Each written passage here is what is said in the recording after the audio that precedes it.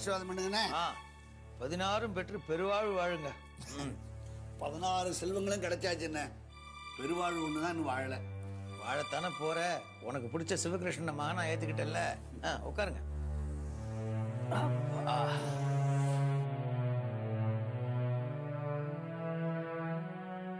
நேர காலையில கபாலீஸ்வரர் கோயிலுக்கு போனோம். சிவகோத்திரம் சிவஞானம் சங்கரியோட பிள்ளை சிவகிருஷ்ணன் இவன் பேரை சொல்லி அர்ச்சனை பண்ண சொல்லி பரிவட்டம் கட்ட சொன்னேன். இன்டர்நேஷனல் லாயர் மூலமா எனக்கு வேணா ஸ்டே ஆர்டர் அனுப்ப முடியும், கபாலீஸ்வருக்கு அனுப்ப முடியுமா? இனிமே எனக்கும் சங்கரிக்கும் ஒரே பிள்ளை சிவகிருஷ்ணன் மட்டும்தான். ஒரே புள்ளன்னு சொல்லாதீங்க, 4வது புள்ளன்னு சொல்லுங்க. எப்படி சொல்ல முடியும்? இல்ல எப்படி சொல்ல முடியும்? எப்போ வக்கீல் நோட்டீஸ் அனுப்பிச்சு ஸ்டே ஆர்டர் வாங்கினாங்களோ அப்பவே அவங்க ஜென்ம விரோதி ஆயிட்டாங்க. பிள்ளைகள் இல்ல. சிவஞானம், உனக்கு ஆத்திரம் வந்தா கண்ணு மண்ணு தெரியாத. பின் என்னென்ன, இவதான் அறிவு கிட்டத்தனமா பேசுறான்னா நீங்களும் இவ சொல்லதே ஆமோதிக்கிறீங்களே. இந்த உலகத்துல தாய் மகங்கிற உறவை எந்த சக்தியாலையும் பிரிக்க முடியாதுங்க. மன்னிக்க முடிஞ்சது தப்பு, மன்னிக்க முடியாதது குற்றம்னு சொல்லுவாங்க. நம்ம பசங்க பண்ணது தப்பு தான், குத்தம் இல்ல. உன் பசங்களை சப்போர்ட் பண்றதுக்காக வார்த்தைகளை தேடி வியாக்கியானம் செய்யாத. நமக்கு தெரியாம அவங்களுக்கு வாழ்க்கை துணையை தேடிக்கிட்டாங்க. அது தப்பா இருக்கலாம், ஆனா அது குற்றம் இல்ல. அந்த சூழ்நிலை சரியில்லாதனாலதான் நம்ம வர வேணாம்னு சொன்னாங்க. அது தப்பா இருக்கலாம், ஆனா அதுவும் குற்றம் இல்ல. பாருங்கண்ணே, பசங்களுடைய நெகட்டிவ் சைட கூட பாசிட்டிவா மாத்தி பேசுறான். மெட்ராஸ் வரைக்கும் வந்துட்டு நம்ம பார்க்காம போனானே உன்னுடைய சீமந்த புத்திரன், அது தப்பா குத்தமா? உனக்கு உடம்புன்னு சொன்ன போது 1000 சால்ஜாப் சொல்லி வராம இருந்தானுங்களே, அதை தப்புல சேர்த்துக்கிறதா இல்ல குத்தத்துல சேர்த்துக்கிறதா? நீ வேணா மென்னு முழுங்கலாமா, என்னால முடியாது. அவனுங்க எந்த கோர்ட்டுக்கு போனாலும் சிவகிருஷ்ணன் தான் என் பிள்ளைன்னு சொல்லுவேன். கோர்ட்டுக்கு போறானுங்களாம். கோர்ட்டுக்கு கோர்ட் என்ன பெரிய கொம்பா? நான் கடவுளை விட ஜட்ஜும் கோர்ட்டு பெருசாயிடுச்சா? இவனுங்க என் பிள்ளைங்க இல்லைன்னு சொல்லுவேன், இவங்களை மகனேன்னு கூப்பிட மாட்டேன்னு சொல்லுவேன். இப்படிதான் கூப்பிடணும்னு கோர்ட்டு சொல்ல முடியுமா? எங்க இருக்கு ஆக்ட், எங்க இருக்கு ரூல்? ஸ்டே வாங்குறாங்களாம். ஸ்டே பூர்வீக சொத்துக்கு தானே ஸ்டே ஆர்டர் வாங்க முடியும். என் சொந்த சம்பாத்தியத்துக்கு எப்படி ஸ்டே ஆர்டர் வாங்க முடியும்? இன்னும் சொல்றேன், நாளைக்கே எனக்கு ஏதாவது ஆச்சுன்னா எனக்கு ஒரு பிடி நெருப்பு போடுறதுக்கு இவனுக்கு தான் உரிமை இருக்குன்னு உயிலே எழுதி வைப்பேன். உயிலுக்கு ஸ்டே ஆர்டர் வாங்க முடியுமா? உயிலுங்கிறது ஆல் பவர்ஃபுல். உயிலுங்கிறது என்னுடைய வில்லு. இன்னும் சொல்றேன், நாளைக்கே ஒரு பெரிய டின்னர் அரேஞ்ச் பண்ணுவேன், பஃபே டின்னர், ஸ்விமிங் பூல் கிட்ட. ஊர்ல இருக்கிற விஐபி முக்கிய புள்ளிகள் எல்லாரையும் கூப்பிடுவேன், பெருமையா இவனை அறிமுகப்படுத்துவேன். My one and only son. எந்த கும்பனாலும் ஒண்ணும் பண்ண முடியாது. ஏன்டா பப்ளிக் மீட்டிங்ல பேசுற மாதிரி இப்படி ஆக்ரோஷமா பேசிக்கிட்டு இருக்க? உட்காரு. பேசுறாங்க. சிவஞானம், உன்னை பொறுத்த மட்டும் எல்லாம் நல்லபடியா தான் நடந்திருக்கு. இவன் வந்த வேலை எல்லாருக்குமே நல்லதா நடக்கட்டுமே. என்ன சொல்ற சிவகிருஷ்ணா? உன் பெரியப்பா கேக்குறீங்க, பதில் சொல்லியா?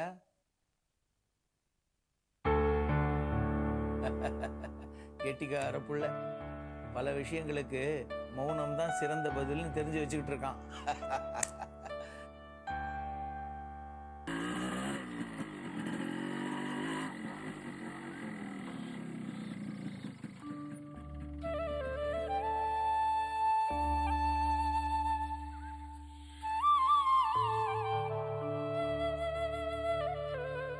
அடடே, பாப்பா வா.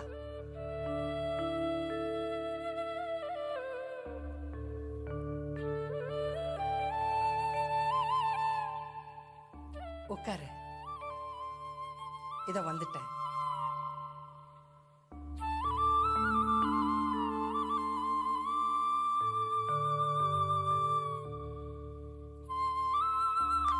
இந்தப்பா ஸ்வீட் எடுத்துக்கோ. இன்னைக்கு என்ன விசேஷம் உங்க வீட்ல? ஸ்வீட்லாம் பண்ணிருக்கீங்க?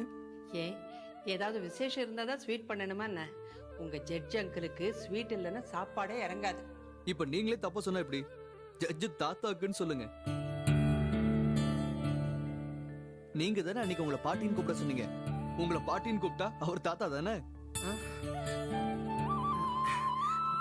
ஆமா. அது சரி, பாலமுருகன் கிட்ட பாட்டு சிக்ஷை எது வரைக்கும் வந்திருக்கு? ஒழுங்கா கத்துக்கிறியா? அவர் பொறுமையா கத்து கொடுக்கறாரு. நல்லா பாடிட்டா தட்டி கொடுப்பாரு, ரொம்ப அப்ரிஷியேட் பண்ணுவாரு. அவர் சொல்லி கொடுத்த பாட்டை நான் பாடி ரெக்கார்ட் பண்ணிருக்கேன். இதை கேட்டுட்டு தான் என்ன ரொம்ப ரொம்ப அப்ரிஷியேட் பண்ணாரு. அப்படியா? இத ஜட்ஜ் அங்கிள்கிட்ட கொடுத்து கேட்க சொல்லுங்க. ஏ, நான் கேட்க கூடாதா? நீங்களும் கேளுங்க. அப்போ நான் வரேன். அப்ரிசியேஷனையும் டேப்பையும் சாயங்காலம் வந்து வாங்கிக்கிறேன். இருந்து சாப்பிட்டு போயேன்ப்பா. காலேஜுக்கு லேட் ஆயிடுச்சு, அதான் ஸ்வீட் சாப்பிட்டேனே. மத்தது எல்லாத்தையும் சாயங்காலம் வந்து ஒரு கை பாத்துக்கிறேன். வரேன்.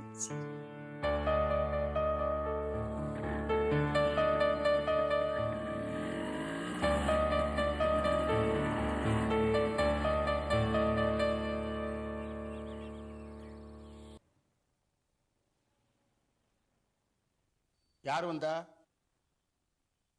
நம்ம சூர்யா தான் வந்திருந்தா. அது என்ன நம்ம சூர்யா? என்னமோ தோணிச்சு சொன்னேன். உனக்கு இன்னொரு பொண்ணு இருந்தா அவனுக்கு கட்டி கொடுத்துருவேன். அது முடியாது. ஏன் முடியாது? ஏதோ தோணிச்சு சொன்னேன். இந்தாங்க, இந்த கேசட்டு உங்களை கேட்க சொல்லி கொடுத்துட்டு போனான். நீங்க வேணா பாருங்களேன், ஒரு நாளைக்கு அவன் ஜேகேபியோட பெரிய லெவலுக்கு வரப்போறான். அந்த பையன் மேல உனக்கு பிரிய இருக்கலாம், அதுக்காக அவனை ஜேகேபியோட கம்பேர் பண்ணாத. அவர் இமயமலை. அவன் ஜேகேபியோட பிள்ளைங்க, அவர் பிள்ளைய அவரோட கம்பேர் பண்ணி பார்க்கறதுல என்ன தப்பு இருக்கு? அவருடைய புத்திசாலித்தனத்தையும் சங்கீத ஞானத்தையும் பார்த்தா உங்களுக்கு அவன் பேர்ல நேசம் வரலையா, பாசம் வரலையா? எப்படி பாசம் வர சொல்லு? பெத்த தகப்பனை எப்ப பார்த்தாலும் கான்ட்ராடிக்ட் பண்ணிட்டு இருக்கிறான். புள்ளன்னா உத்தம புத்திரனா இருக்கணும். இந்த வயசுல இப்படி ஒரு அலட்சியம் வரலாமா? அப்பா எதை சொன்னாலும் எதிர்த்து பேசுற மாதிரி. சங்கீத ஞானத்தை விட தாங்கிற அகங்காரம் ஜாஸ்தி இருக்கக்கூடாது. ஏன் ஜேகேபிக்கு இல்லையா? அது வித்யா கர்வம். ஆனா இவங்கிட்ட வரட்டு கௌரவம்னு தெரியுது. இந்த கத்துக்குட்டி ஸ்டேஜ்ல இப்படி தையா தக்கான்னு குதிக்க கூடாது. வயசு அப்படிங்க, எல்லாம் போக போக சரியா போயிடும். என்னவோ போ. இந்த பையனை பார்த்தா எனக்கு கோவம் தான் வருது. ஜேகேபியை புரிஞ்சுக்கவே மாட்டேங்கிறானே. அவர் என்கிட்ட எவ்வளவு வருத்தப்படுறாரு தெரியுமா? சிந்து இவனை பெத்து பைரவி கையில கொடுக்காமலே போயிருக்கலாம் இப்ப தோணுது. எல்லாம் சிந்து பண்ணின தப்பு. சிந்து மட்டும் ஏன் தப்பு சொல்றீங்க? ஜேகேபியோட இசை ஞானத்துல இவ ஏமாந்தா. ஜேகேபி மட்டும் தப்பு பண்ணாம இருந்திருந்தா இப்படி முகம் தெரியாத வாழ்க்கை அவளுக்கு கிடைச்சிருக்குமா? சிந்து மட்டும் ஏன் சொல்லிட்டு இருக்கீங்க? ஜேகேபி தான் தப்பு பண்ணாரு. ஜேகேபி மேல தப்பு, ஜேகேபி மேல தப்புன்னு சொல்லிக்கிட்டே இருக்காத. ஒரு கலைஞன்னா ஒரு கவிஞன்னா இப்படி அப்படித்தான் இருப்பான். என்ன பண்றது? மேல மேல வந்து விழுந்தா அவரு மனுஷன் தானே. உணர்ச்சி வசப்படுறது இயற்கை தானே. நான் எப்போதும் ஜேகேபி கட்சி தான். நான் சிந்து கட்சி. இசையால உணர்வால ஒன்றுபட்ட அவங்கள பிரிக்கிறதுக்கு நீங்க பிளான் போடல? நீங்க குருமூர்த்தி, கஜபதி எல்லாருமா சேர்ந்து மூட்டை கட்டி அவளை வெளியூருக்கு அனுப்பிச்சிங்களே, எத்தனை கல் நெஞ்சு உங்களுக்கு. ஜேகேபி அண்ணாவுக்கு நீ செய்ய வேண்டிய மிகப்பெரிய சேவை இன்னொன்னு பாக்கி இருக்கு. அப்புறம் என்னாச்சு? ஜேகேபியை காப்பாத்துறதுக்கு பத்திரிகையில விளம்பரம் கொடுத்து நீங்களே சிந்துவை வரவழைக்கல? சரி, வேற என்ன பண்றது? குடியில் அப்படி முழுகி பைத்தியமா தெரிஞ்சார, அவரை எப்படித்தான் காப்பாத்துறது? அப்ப மட்டும் உங்களுக்கு சிந்து வேண்டி இருந்தது. சிந்துவை கருவேப்பிலையா யூஸ் பண்ணிக்கிட்டு அப்புறம் தூக்கி எறிஞ்சிட்டீங்க. அவ பண்ணின தப்புக்கு அவளே பே பண்ண வேண்டியதா போயிடுச்சு. மறுபடியும் அவ தப்பு பண்ணாங்கிறீங்களே. ஒரு ஆம்பளை தப்பு பண்ணா அது தப்பு கிடையாது, ஒரு பொண்ணு தப்பு பண்ணா அது தப்பு. எல்லா சராசரி மனுஷங்க மாதிரி பேசுறீங்களே. ஒரு நீதிபதியா இருந்துகிட்டு நடு நிலைமையில இருந்து பேச மாட்டேங்கிறீங்களே. ரீவைண்ட் ஆகணும் போல இருக்கு.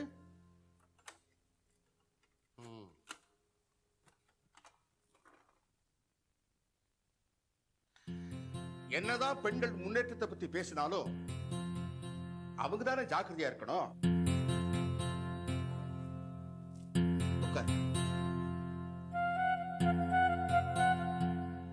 இதுதான் பிற்போக்குங்கிற. தப்பு நடந்துட்டா சுமக்கிறது கடைசியில பெண்கள் தானே.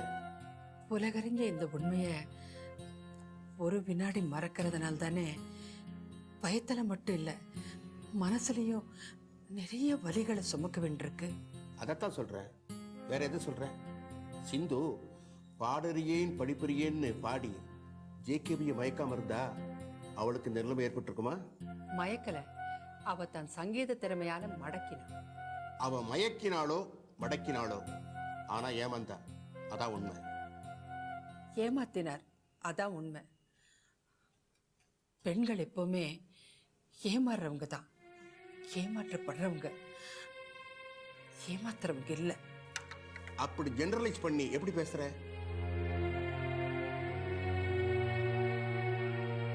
உன்னதான் கேட்கிறேன்.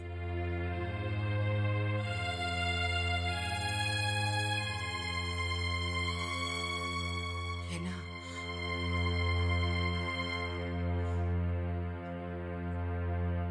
நானே அப்படி ஏமாந்தவதான்.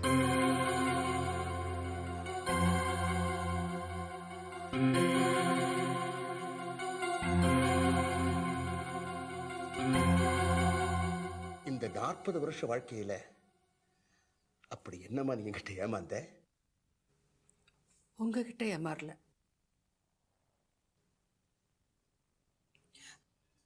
உங்ககிட்ட வரத்துக்கு முன்னால ஏமாந்தவன்னா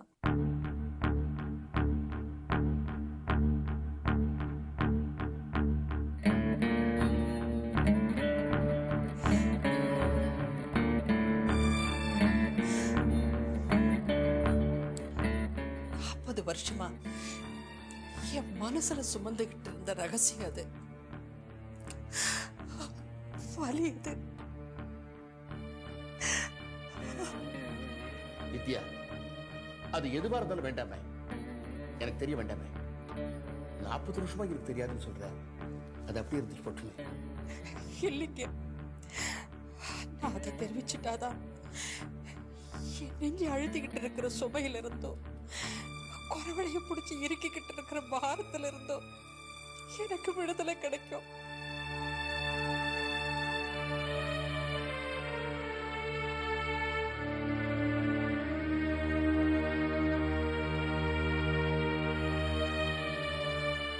கொஞ்சம் இருமா.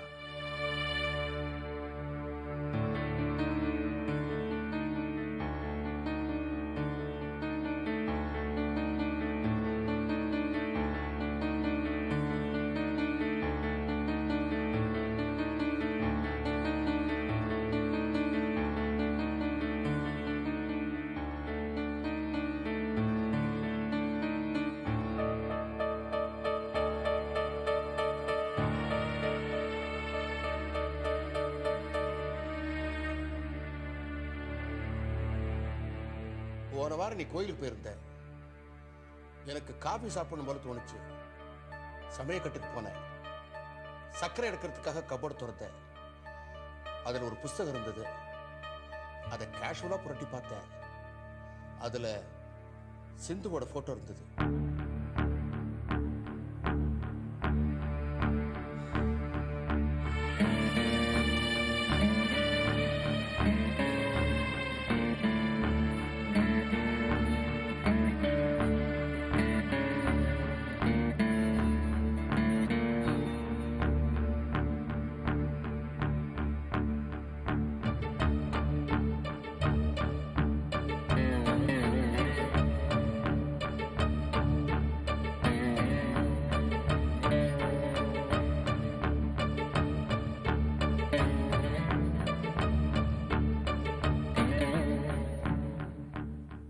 நிழற்படம் நிஜத்தை மறக்கன்னு சிந்துவோட கைத்துல இருந்தது. எனக்கு ஒன்றும் புரியல, ஏதோ ஒரு ரகசியம் இருக்குன்னு மட்டும் தெரிஞ்சது. நீ இப்ப சொல்ல வந்த விஷயத்துக்கும் இதுக்கும் ஏதாவது சம்பந்தம் இருக்குமோன்னு இப்ப எனக்கு தோணுது.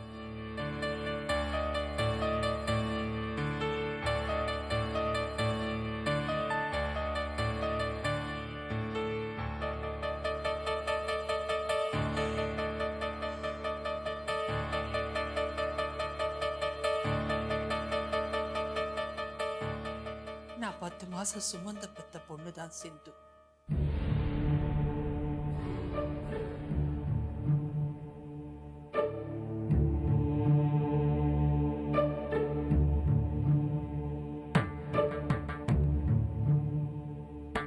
சிந்து உன்னோட மகளா?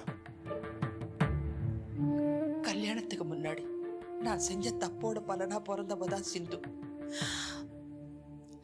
இதைத்தான் நான் உங்ககிட்ட இருந்து மறைச்சேன். செஞ்ச பாவத்துக்கும் சரி, மறைச்ச குற்றத்துக்கும் சரி 40 வருஷமா நான் தண்டனை அனுபவிச்சுட்டு இருக்கேன்.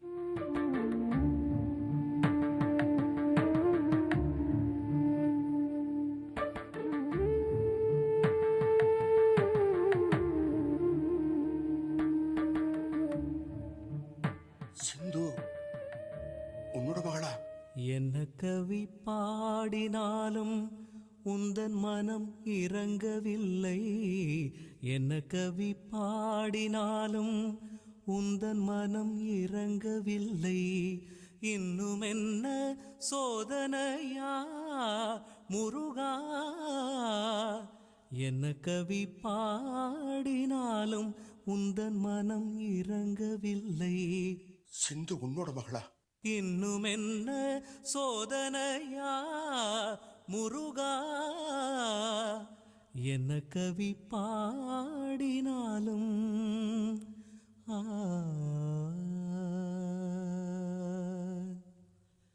அன்னையும் அறியவில்லை.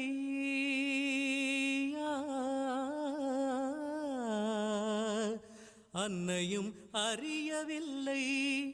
தந்தையோ நினைப்பதில்லை. மாமியோ பார்ப்பதில்லை. மாமனோ கேட்பதில்லை. என்ன கவி பாடினாலும் அன்னையும் அறியவில்லை. தந்தையோ நினைப்பதில்லை. மாமியோ பார்ப்பதில்லை. மாமனோ கேட்பதில்லை. என்ன கவி பாடினாலும் உந்தன் மனம் இறங்கவில்லை. இன்னும் என்ன சோதனையா முருகா? என்ன கவி பாடினாலும்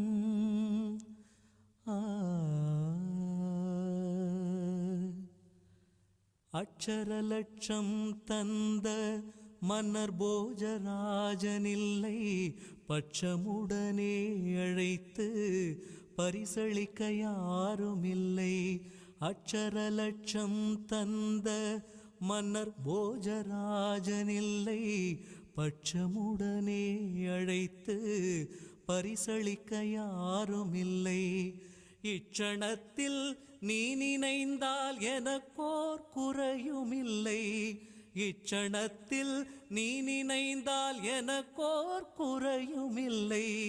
லட்சியமோ உனக்கு, உன்னை நான் விடுவதில்லை. லட்சியமோ உனக்கு, உன்னை நான் விடுவதில்லை. என்ன கவி பாடினாலும் உந்தன் மனம் இறங்கவில்லை. இன்னும் என்ன சோதனையா முருகா? என்ன கவி பாடினாலும்